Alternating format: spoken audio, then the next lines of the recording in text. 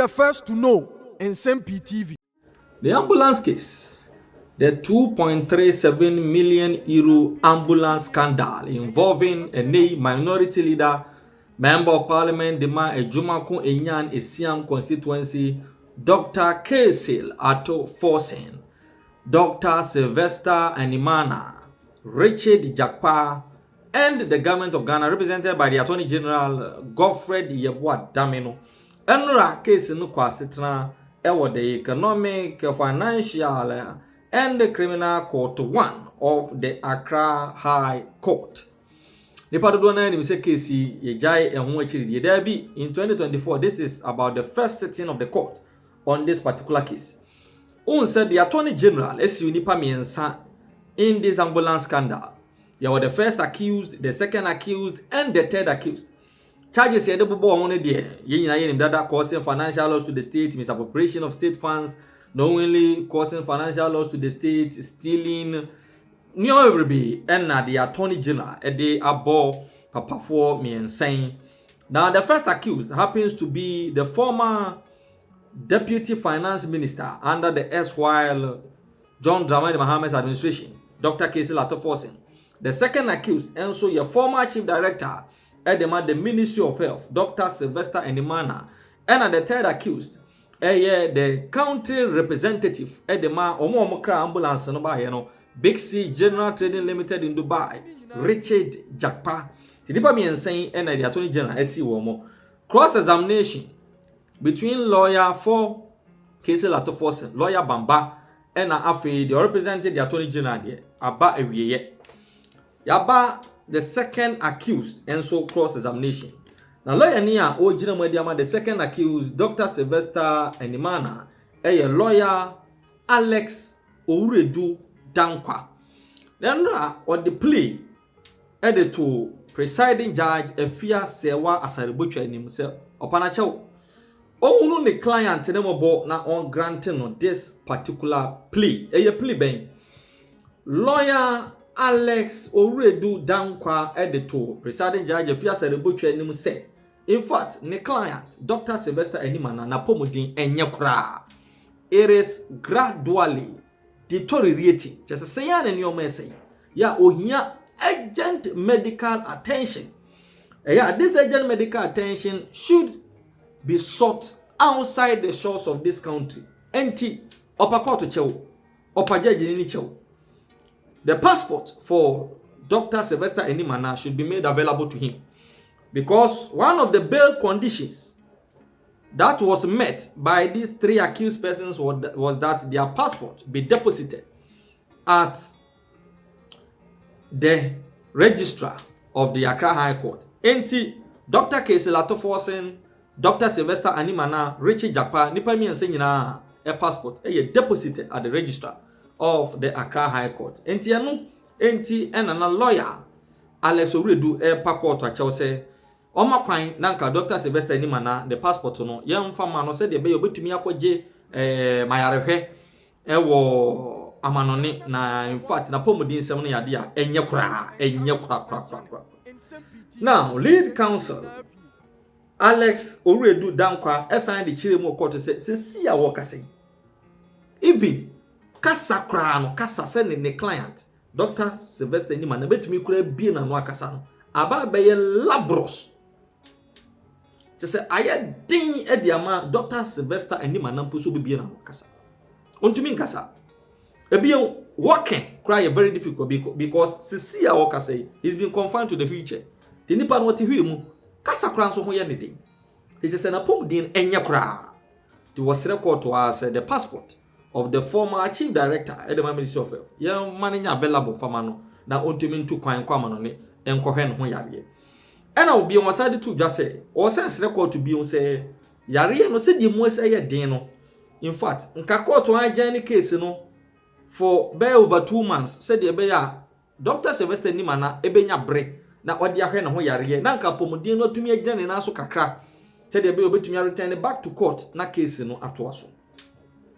Now, presiding judge Efia Serebuche Chirimua for Dr. Sylvester Animana personally, when you pictures, a pictorial evidence from the lawyers, personally, the current condition of the former chief director of the Ministry of Health. And giving out the passport to him to assess proper medical attention from elsewhere, it is not a problem of the court. Nemomuno, say case in Obey General for more than a month there, any year. Because the nature of the case, any baby a case here dream. In the next 3 months, I was able to make the ruling about the fact case now. It won't to mean grant adjournment for the case for 3 months per practice. You even want to me a general for more than a month because of yen to ya daho edema case. And now, Justice Asaribotwe as indicated say, even releasing the passport to Dr. Sylvester Enimanano, it is going to be subject on some particular terms. Omu for manasa kwasa jefa ko ho yare sa da bi. Enhyehyeye ebeye dwuma ansana omo the passport no kra aman. And these terms should be agreed by both parties. That is no judge and afei the second accused Dr. Sylvester Enimana. And Justice Asaribotwe Chirima, there are several cases ongoing about the economic, the financial and the criminal division court 1 of the Accra High Court. Accused omuniho dudwana, but the case is still ongoing. Yeah, your friend trial in absentia. So Dr. Sylvester Enimana can go out, seek for medical assistance. Yejuma send a pomodin ebesenjana also. But the case will still be ongoing. Emma Justice Asaribotwe adjourned the case to January 23rd for cross-examination of Dr. Sylvester Enimana to continue. Now, Asaman is bred to study the second accused situation in order to conclude on what the decision will be. Or sign indicated bio, or be we not indicated bio say, Wakai Bako. The case involving the Sagleme housing scandal. Alhaji Ziblim Jakubu. Ya all na also the former chief director edema the Ministry of Works and Housing. Also yaresa. Ya yare more thing. But he is being tried in absentia on health grounds. BBC Koswa enye adia nwanwa enye adia nwanwa kra. Justice Asaribotwe cited the grave health conditions of Alhaji Ziblim Jacob, former chief director at the Ministry of Works and Housing from 2009 to 2017. Yeah. And the same can be applied to Dr. Sylvester Enimana because adjourning the case for 3 months, over 2 months, 3 months a day, according to Justice Asaribotwe, it won't work because within that same period, and our judgment will be delivered on the 2.37 million euro ambulance scandal. But that's it. Go on. Yeah. Yes, say. Abato aye betu. Any to me, any pepinti. Any pet to me, I didn't see him. I could can't tell me the ma. Adase. Na, and tamo aye Kenya, ye near brea ye pet to me. See, Benya to me the papa. Sankanya yaw. Asante Pacho Daily Guide, ABC newspaper, the Supreme newspaper, Daybreak. Pacho bet me aligning the app. Na yahwe send your na capture story no. ABC News, Daily Guide, Daybreak, and the Supreme newspaper. Na onipa wo video ni mu no. Oni nyema ne ye ya. Wa ba ban mu da. Ai. Ya de tumi ama no da. Yes. Ya de tumi man no. Okobo Ghana kro no de Ghana ko Brazil. Eye defe. Send pe ne kura. Ayi we kura den sword. Sword no ye den. Sword no ye ebetimi ayesa afna. Ka entam de ne madase. Se person san ba ban mu bi. Na se otimi ba ban mu a so the next World Cup no be US me boa. US Canada. Okay. Nti o say NDC gurus swear blood oath sword. And akwa irresponsible man obo man yes he suspend no. Nti say na the guide capture no. Nti free ankra and the Supreme newspaper say desperation NDC executive sacrifice their firstborn for power in 2024.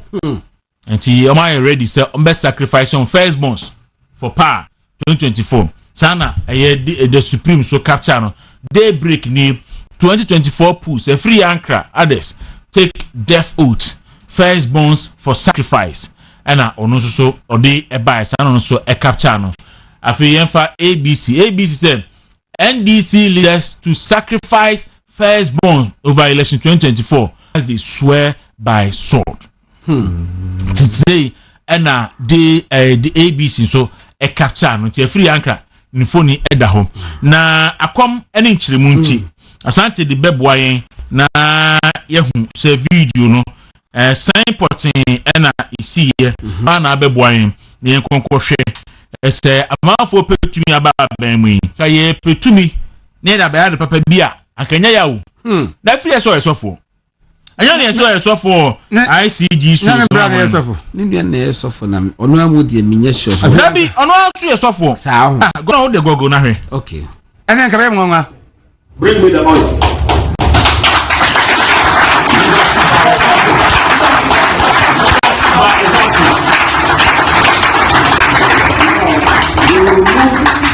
Your shoe.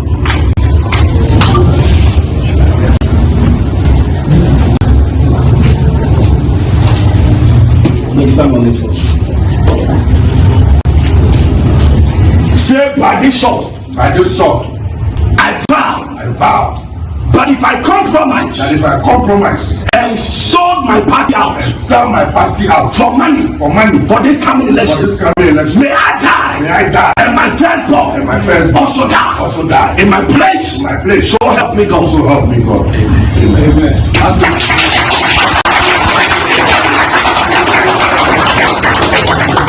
Say, as I held this sword, if I compromise, and sell my party out, in an exchange of money, on this coming election, may I die, and my firstborn, die in my place, so help me God.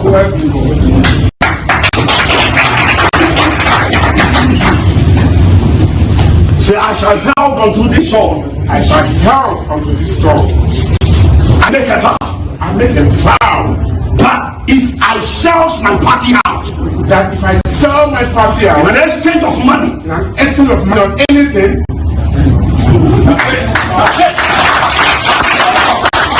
may I die, and my firstborn die, before I get home. So help me God. On the ship. You'll be my friend. I receive it. I just saw your position that after the party, I saw your position. I receive it. I will tell you. Amen. Say, I have held on to this sword. If I sell my party, the ambition, in an exchange of money, may I die. May my firstborn perish in my place. So help me God.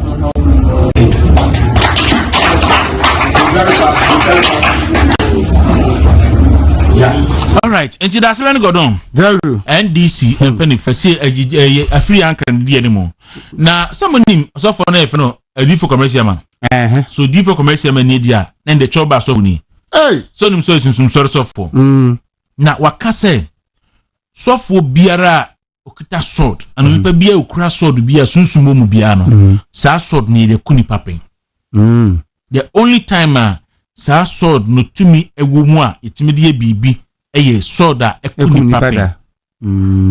Odi for commercial me share this video no on Facebook. I see. And if Sadia no is anything to go by, there's a source of way so this so they couldn't paper. It's all the idea would that dear and the free ankanom at the Woodian Crante And a Dimo Japan. Yes, Dimo Japamu at the Abapa Babaco World Cup. I could talk be $21. That's all for the brofo bed. May I die and my firstborn die before I get home. What about that? What we know about that? I don't know about what could feel. And about Kukwapos was it, may my firstborn die in my place. In my place. It may also may I die my firstborn die in my place. Who can say this? Who onumo bi so na emu ma wo. Wo kro di ka wu ko. We nyina ya boy we basa. Now we so for be abodua now say God help me, so help me God. Who ko bo dua no. Who si nyame nsam wa wo. Enya bodam sem na moto mudi. Dawro say ye bodua kra de papa bi aba. Anka nya me ya. Na ye bodua no. Na ya ba akotokube ba ko $21. Ye bodua no na ya kwa wi sika wi aba besu. E committee anim. Ye bodua na ba be yedwirim. Eno ne ade a me ha me.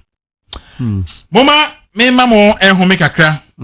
Okay, me bawo. As the home basically the guidelines we are looking at was 2020 election guidelines, but not 2024 election guidelines, because the two are not the same. Don't forget, every election has its own guidelines. Okay. Nana Patrick send my me who 2024 dear no me be say shadi. Why?